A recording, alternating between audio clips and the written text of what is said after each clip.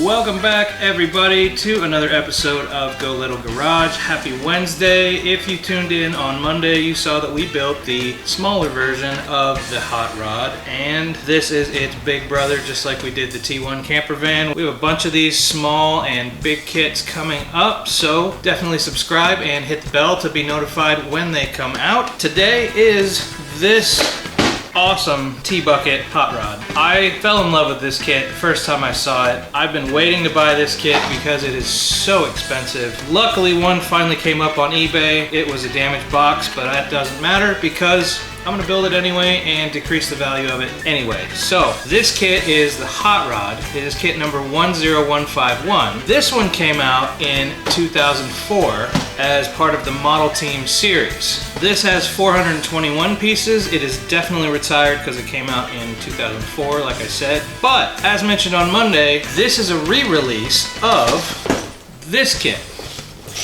This is the original Model Team kit from 1995. As it says down here, the original release was 1995. This is called Blue Fury. It's not called Hot Rod. It says Hot Rod on the side, but this is not the Hot Rod. This is Blue Fury. I believe they also made a Red Fury. This is a collector's piece for me. I'm not going to be opening or building this one, but it's cool because you can see how they used to lay them out in the 90s. This nice big plastic tray with all the different bags before they cared about the bottom line and cutting costs and just making it cheaper to manufacture. This was a really cool way to display these kits, and I remember a lot of these kits had this type of packaging.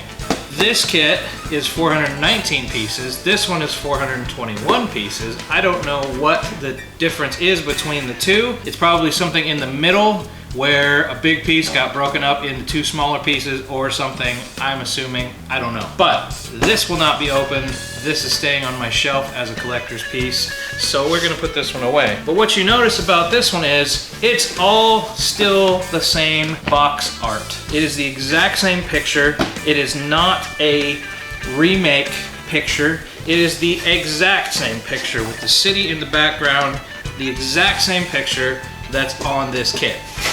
Even on the back, all of the exact same pictures. This is a little bit bigger, obviously, but still the same pictures. But I'm super excited about this one. It looks like a relatively big finished product. I'm not sure, the wheels look kind of different, but it's 421 pieces, which is not much more than your standard Speed Champions kit. So I'm expecting around Speed Champion size, maybe a little bit bigger, but we're not gonna know until we get it open and we get it built and see our finished product. Speaking of collector's pieces, do you have any sets that you just don't want to build, that you want to leave in the box? I have 3 now. I have the Fender guitar that I'm not going to build. I have the Seattle Space Needle, which I'm not going to build. And I have this guy that I'm not going to build. Those 3 are my collector's pieces. I want to leave them in the box, and I'm probably not even going to sell them. I like them. I like them in the box, and it's cool to know that I have an original set that is unopened, and it makes it just that much cooler. So, enough jibber jabber. Let's get this thing open and start building our 421 piece re-release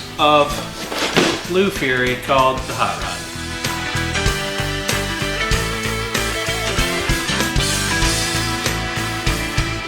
All right, we have 5 bags. We have a small decal sheet, but they are clear back. That's going to be unfortunate because we need to get these down right the first time, or else there's going to be some white nastiness that comes along with them. So we're going to try our best on those, but we have this big old classic huge manual. They're great. They're hard to store though because it's a freaking book. It's huge, but I love it. Also, not broken up into numbered bags. Just like the T1 camper van, we just got to dump them all out and search for our pieces, which is kind of fun. But luckily, it's not that big of a build. It's not over 1,000 pieces, so we don't really need the organization of the numbered bags. I can't wait any longer. I don't have anything left to say. Let's get into this.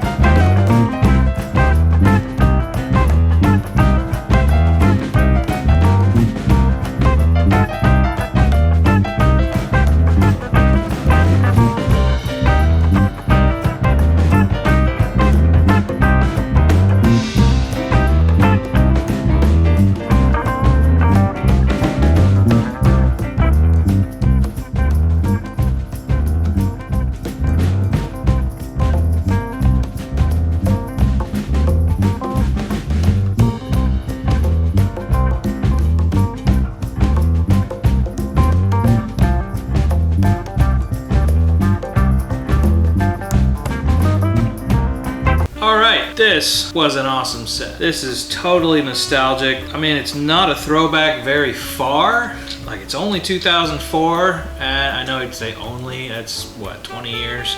But it still feels like it was the 90s. Like, the instructions, I think, were this exact same instructions as before, because some of the parts that we used are updated parts, and the instructions called for the old parts that were in the 90s. Like, the hinge got updated. Instead of the old 4-piece hinge, they're now the double hinge, and the instructions called out the 4-piece hinge, or the 4-pin hinge, and we only had the 2-pin hinge. And the wheel locks to lock these wheels in, they are different than what's in the picture and what's in the instructions. So there are a couple differences between this kit and the instructions and the old kit, but it looks exactly like the original picture. The clear stickers are great. It might just be that the adhesive is so old that it's kind of gooey anyway, and it didn't seem to have the same issues as today's clearback stickers, like showing fingerprints and the white marks. But yeah, this is a really, really cool kit. Very creative. I love how it actually has chrome instead of just shiny silver pieces. This is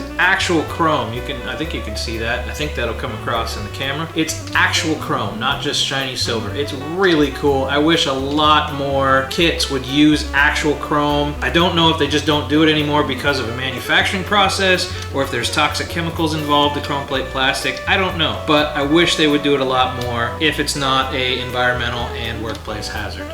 I love the chrome. A lot of other sets deserve chrome. The tires are cool. They have that 2004 oil on the tires to keep the rubber nice, and they're still squishy, still brand new. The rear end is really cool, really creative. We even have this little trunk here, like I said, on a hinge. The license plate on the back here is just like the smaller set from Monday, being the Model Team 5541, with the nod to the original Blue Fury kit of 5541 from the Model Team series. Well, I think that's it for this kit. I mean, I really like it. I love the look of it. It's gonna look really cool on the shelf next to the other stuff. Oh, one other fun thing, blast from the past. These stickers go across multiple pieces. That's why they have you do them at the end. Like this one is a stack up of 3 pieces. This one's a stack up of 2. This one's a stack up of 2 pieces. So the stickers actually have to be put on at the end instead of doing them along the way, which makes it a little bit more difficult, but that's kind of what this kit is about. It's a challenge. It was a fun challenge. The instructions were straight out of 2004 with finding a whole bunch of pieces at a time for each step, and then it's just playing one of these things is not like the other. It's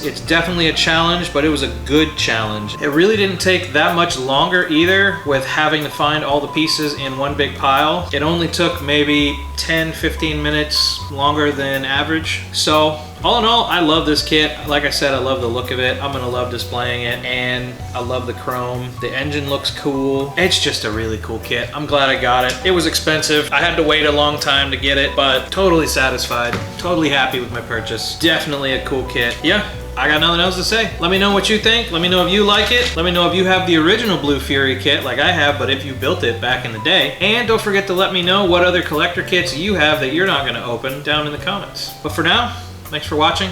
We'll see you in the next one.